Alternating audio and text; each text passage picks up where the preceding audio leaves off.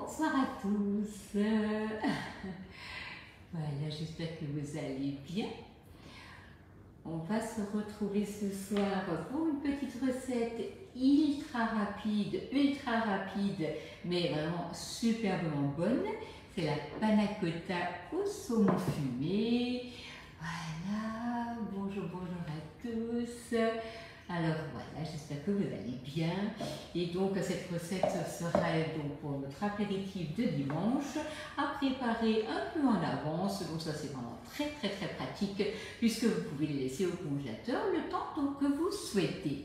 Voilà, bonjour Anne-Marie, bonjour Sandra. Voilà, pour beaucoup vous êtes en congé aujourd'hui, d'autres pas. Mais en tout cas, voilà, c'était encore une belle journée aujourd'hui. Alors, on va utiliser l'empreinte petit cylindre. Donc, alors, voilà, c'est maintenant j'ai un blanc.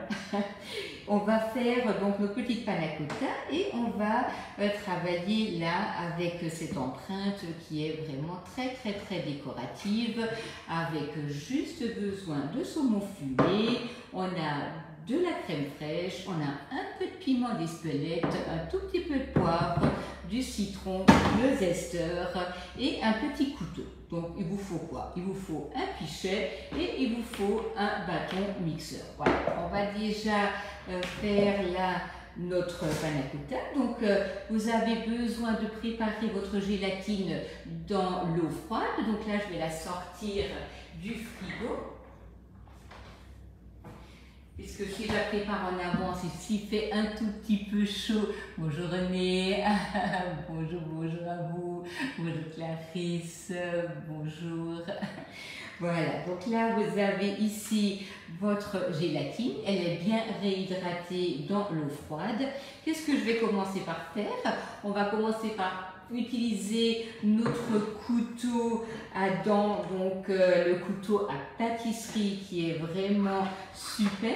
Donc là j'utilise la planche à découper souple que nous avons dans le catalogue et on va commencer par découper ici notre saumon fumé. Alors je pense qu'il n'y a pas plus rapide et plus simple que cette recette et franchement au niveau du résultat, au niveau de la finition, c'est vraiment top.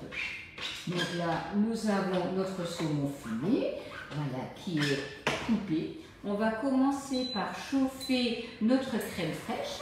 On va y rajouter un petit zeste de citron.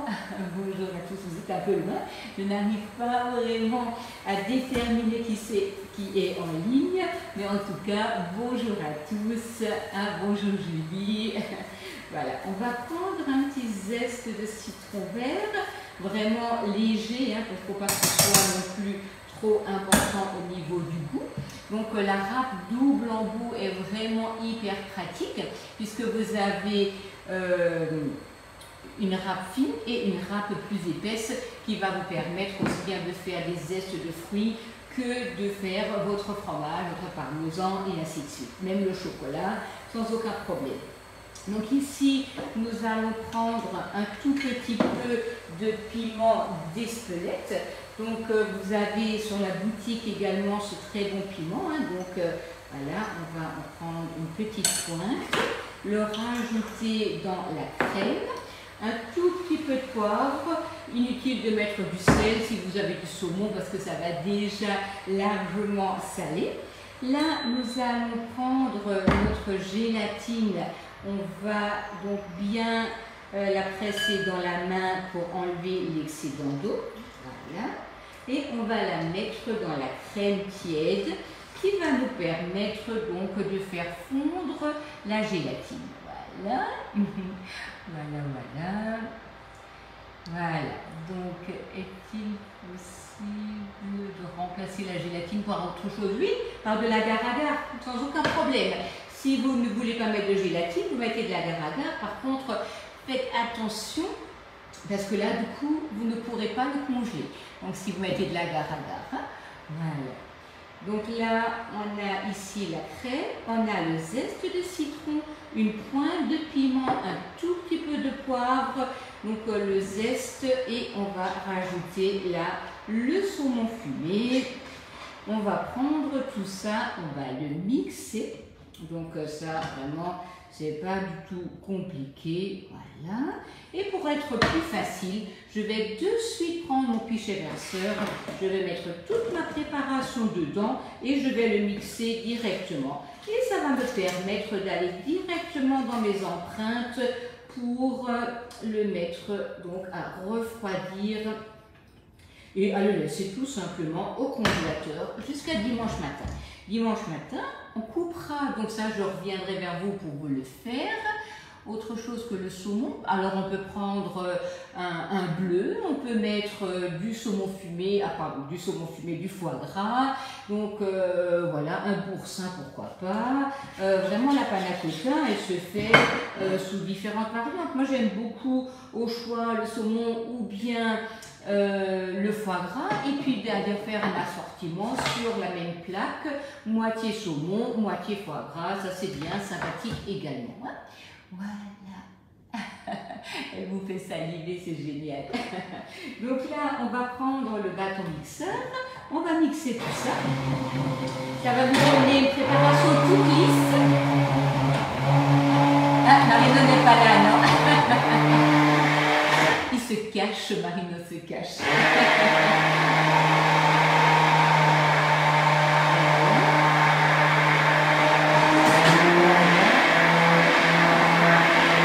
Voilà, là du coup, on a une préparation donc bien mixée.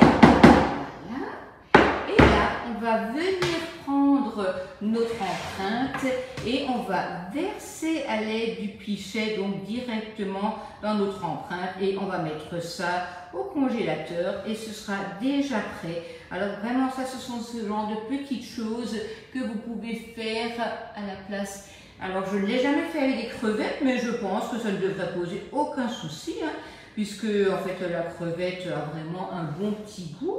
Mais pourquoi pas aussi mélanger crevettes et saumon. D'ailleurs, si j'ai des crevettes dimanche, j'en mettrai un par-dessus, histoire de décorer la présentation. Ça c'est bien sympathique.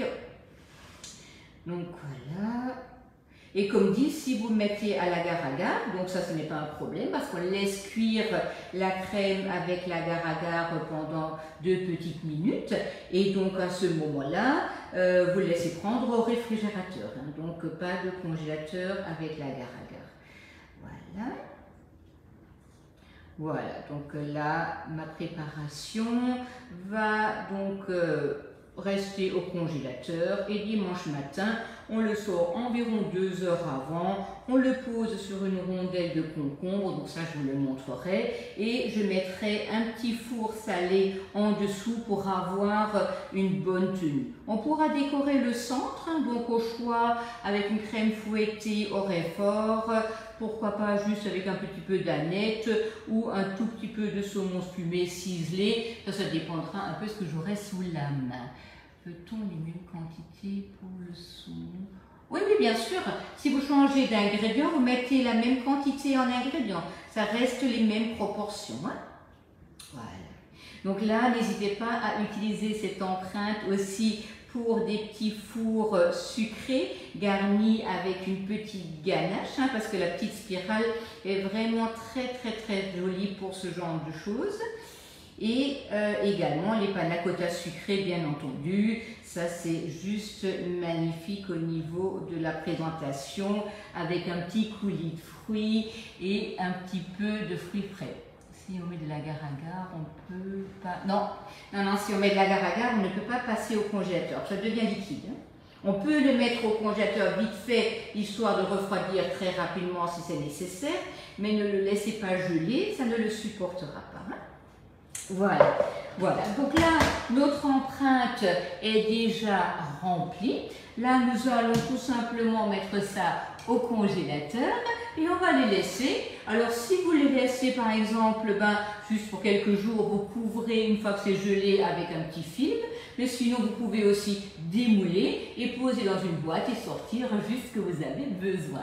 Alors, je regarde si vous avez encore des questions, parce que c'est vrai, dans les petits cannelés, bien entendu, oui, Dominique, il n'y a pas de souci. Vous pouvez les faire dans les mini cannelés, vous pouvez les faire dans les petits volcans, vous pouvez les faire dans les petits fours. Vraiment, n'hésitez pas, ce n'est absolument pas un souci. Là, on utilise la spirale, mais on aurait aussi pu utiliser le petit tourbillon que nous avions déjà l'année dernière. Vraiment, faites-vous plaisir au niveau de l'empreinte, ça ne pose aucun problème. Voilà. Alors, donc, qu'est-ce que j'ai à vous dire? Donc, ça, c'est une petite recette donc hyper rapide et pratique à faire donc à tout moment quand vous avez de la visite, mais aussi pour les fêtes. Vous avez envie de préparer un peu votre planning pour les fêtes de fin d'année. Donc, c'est une recette à mettre sur votre liste. Elle est rapide, elle ne coûte pas cher. Vous pouvez sans aucun problème la préparer en avance et je vous assure au niveau de l'aspect de la couleur, ça va égayer votre buffet apéritif. Voilà, en tout cas j'espère que vous allez passer une belle soirée. Et surtout, donc, n'hésitez pas si vous avez des questions. Alors, je suis vraiment en retard avec la diffusion des recettes, mais dans la programmation de la recette, vous avez déjà tous les ingrédients et je vais essayer de me mettre à jour cette semaine. Tu mets la recette comme toujours. Oui, je vais le faire. Oui. Alors, celle-ci est toute petite, donc elle sera vite faite. C'est plutôt le pain des Alpes que nous avons fait avec Igné, qui n'est pas encore tapé, qui est un peu plus long. Mais voilà, je vais m'en occuper. Malheureusement, en ce moment, les journées sont un peu courtes. Voilà.